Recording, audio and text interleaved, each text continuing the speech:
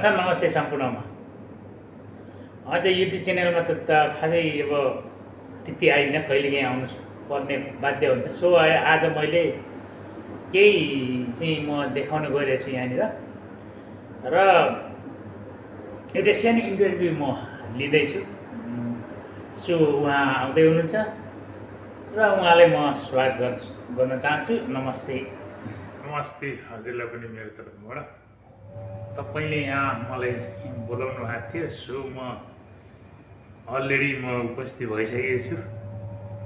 So अब कुराकानी अगाडि नै बढाउनु पर्ने त होला नि, होइन कि कसो? म तपाईँको परिचय चाहिँ पाउन सक्छु होला? तपाईँ कहाँबाट हुनुहुन्छ र के कति देश के कति विदेश गइसक्नुभयो र नेपालमा के कस्तो प्रगति गर्नुभयो, बालबच्चा नानीहरू बाबुहरू के गर्छन्, होइन त्यसमा सुख दुःखका धेरै कुराकानीहरू म त्यहाँ सधैँ जाँदैछु र हजुरले टक्राउँदै जाँदैछु र हजुरले अब एन्सर दिँदै जानु होला र एन्सरको क्रम त जारी नै छ। त्यो तपाईँले अब सो कुराहरू आदान प्रदान गर्नुहोस् र तपाईँलाई फेरि पनि स्वागत छ हजुरलाई। नमस्ते सम्पूर्ण श्रोतालाई, यहाँ सम्पूर्ण युट्युब च्यानल हेरेर बस्ने महानुभावमा र अरू दर्शकहरूलाई पनि नमस्कार छ। र भाइलाई मलाई परिचय दिनुको लागि बोलाइसक्नु भएको छ र उहाँले धेरै क्वेसनहरू गर्नुभएको छ मेरो भाइले। सो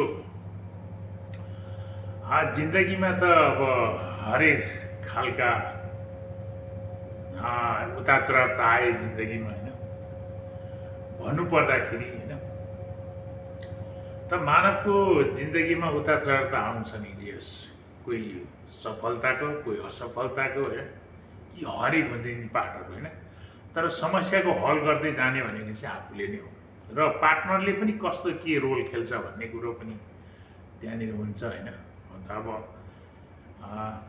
पार्टनरले पनि अलि राम्रो रोल खेलिदिएदेखि जिन्दगी मालामाल भइहाल्छ, नत्र भने कालाजाल हुन्छ, होइन। सो म पूर्व 5 थरबाट छु। मेरो नाम चाहिँ दिल काम्बाङ भनेर चाहिँ प्रख्यात छ गाउँमा। अन्त दिल काम्बाङ त धेरैजना छन्, कति होइन दिल प्रसाद भन्ने, दिल बहादुर भन्ने, हरेक छन्, दिल कुमार भन्ने, यस्ता दिल धेरै छन् दिलहरू। तर म दिल चाहिँ अलिकति म गाउँघर त्यति बसिनँ। सो गाउँघरमा बसेकोले गर्दाखेरि मलाई त्यति प्रायः मान्छेले मलाई चिन्दैन र म 2049तिरको एसएलसी सायद हुनसक्छ, एन्ड 2049 या समथिङ।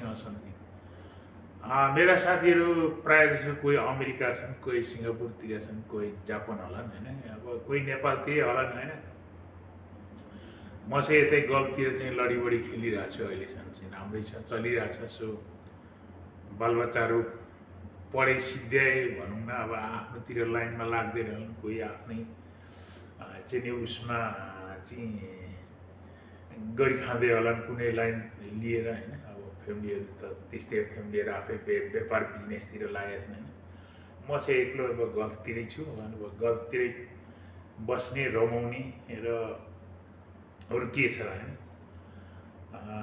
काम पनि ठिकै राम्रै भेटेको छु, होइन अब भनौँ गल्फमा बसेको लगभग मेरो साउदीमा 10 वर्ष, यहाँ कतारमा 22 वर्ष हुन लाग्यो।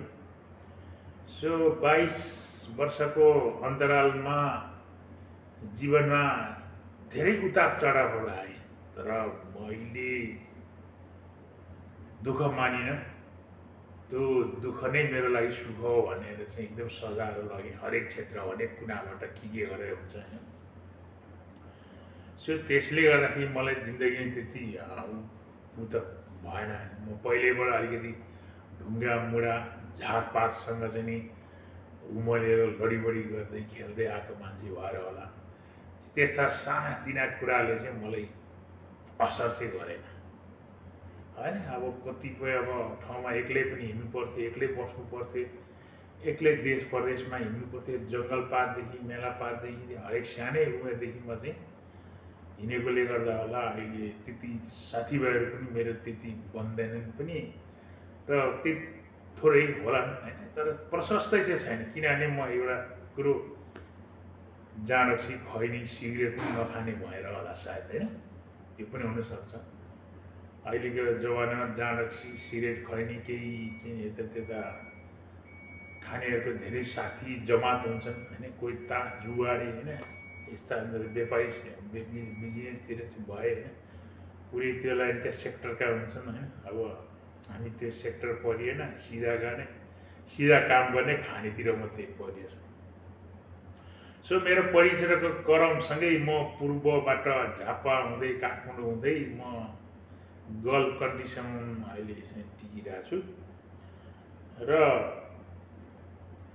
अब फेरि पनि उहाँले मलाई क्वेसन गर्नुहुन्छ। सो क्वेसन के गर्नुहुँदैछ मैले अलरेडी थोडा मोडा चाहिँ जति भएको मैले चाहिँ दिइहालेँ भनौँ न।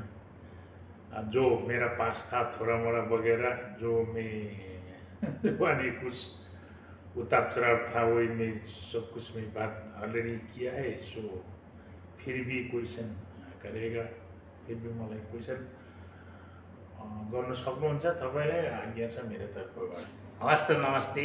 तपाईँसँग मिठो कुराकानी भयो र अर्को एपिसोडमा फेरि पनि हामी गफसफ गरौँला। यी रमाइला गफहरू गर्नैपर्छ। सुख दुःखका राम्रो कुराहरू दर्शाउनु भयो, त्यसैको लागि धेरै धेरै धन्यवाद हजुरलाई। हस् त, अर्को